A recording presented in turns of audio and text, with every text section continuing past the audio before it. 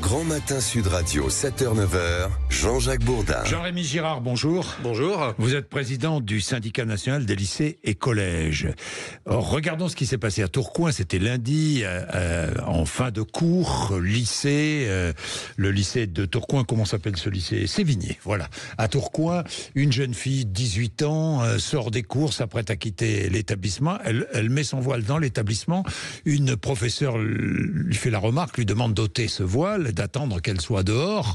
La jeune fille proteste, altercation entre les deux. La jeune fille frappe l'enseignante qui réplique. Ensuite, la jeune fille lui porte des coups. Et puis, elle s'en va. Elle rentre chez elle. Elle est arrêtée chez elle. Elle est en garde à vue.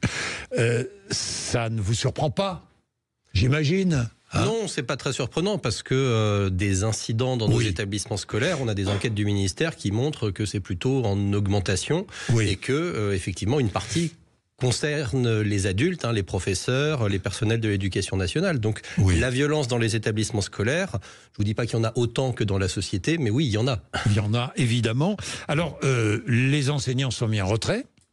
Alors même pas. Vous les avez eus? Vous les avez eus? Non, même pas. Alors ils sont même pas mis en retrait puisque la chef d'établissement a banalisé en fait la journée avant même qu'il y ait finalement. C'est-à-dire banaliser la journée. C'est-à-dire elle a annoncé qu'il n'y aurait pas cours. Qu'il n'y aurait pas cours le lendemain. Donc j'allais dire elle a prévenu le droit de retrait. Elle a prévenu le droit de retrait.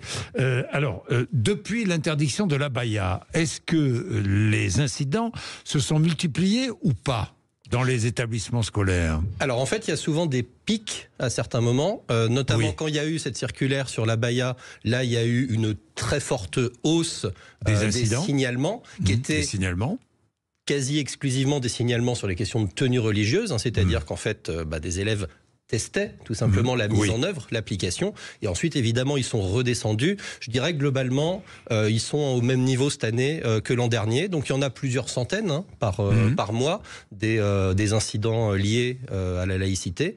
C'est quelque chose de continu. De récurrent, de continu. Ce sont les élèves qui sont impliqués le plus souvent, mais il arrive que ce soit les parents d'élèves.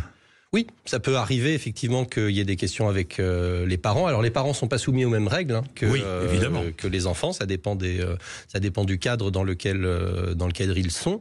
Mais là pour le coup c'était effectivement une élève majeure d'ailleurs. Et au passage, le SNALC apporte évidemment tout son soutien à la communauté éducative, à l'ensemble des personnels du lycée Sévigné. Oui, et à cette enseignante, Jean-Rémy Girard.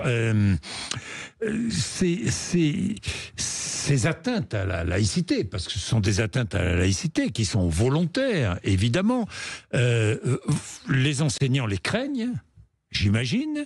Est-ce qu'aujourd'hui, ils se sentent mieux soutenus par les autorités?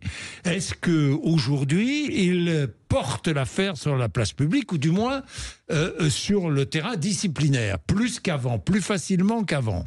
Oui, alors il faut rappeler que là, effectivement, il y a une atteinte à la laïcité. Ce qui va être porté devant la justice, c'est le fait que l'enseignante a été agressée. Oui, ça c'est autre chose. Voilà. Maintenant, effectivement, il y a effectivement davantage de plaintes, il y a davantage de demandes de ce qu'on appelle la protection fonctionnelle, c'est-à-dire que quand un enseignant, un personnel est agressé, il peut demander la protection de son employeur, ce qui prend en charge les frais d'avocat, mais ce qui oblige aussi l'État à le protéger, à faire en sorte qu'il ne soit pas soumis au risque qui est supposé arriver. Et ça, on a des chiffres. Effectivement, le nombre de demandes de protection fonctionnelle augmente chaque année et le nombre de protections fonctionnelles accordées augmente lui aussi chaque année. Les enseignants parlent plus facilement qu'avant de ces questions-là? Les enseignants parlent plus facilement qu'avant parce que, j'ai envie de dire, il y a quand même un avant et un après Samuel Paty. Il y a quand même quelque chose qui s'est produit.